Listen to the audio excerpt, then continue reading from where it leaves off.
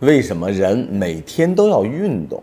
躺在被窝里多舒服。现在有些人的生活已经到了极致的享受，能躺则躺。如果你认为选择这样躺着的生活方式，那看看你的身体到底发生了什么变化。第一个，你身体的一些细胞它会默默的退化。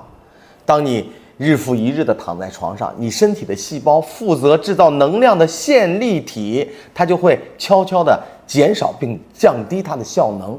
再有就是你的肌肉细胞，肌肉流失以后呢，身体会变得松垮，像棉花糖一样，连爬楼梯都变成了挑战。那么我们再看看你的骨密度，骨骼在你压力刺激的时候才能更强健。当你拒绝给它压力的时候，你骨质疏松正悄悄地靠近你。第二个，不运动，我们看看大脑会发生什么变化，情绪和记忆力都会下降。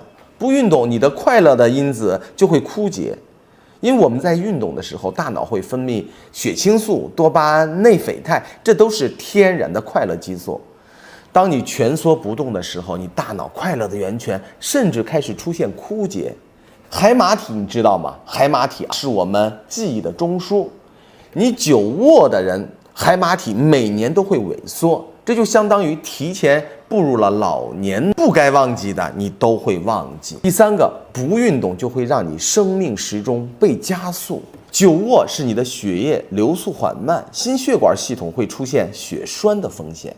久卧不动是你的免疫系统就会下降，自然杀伤细胞，这些细胞的活力就会下降，抗癌的能力也会骤减。另外，不运动，内分泌系统也会受到影响，胰岛素的敏感度就会下降，糖尿病的风险就会翻倍。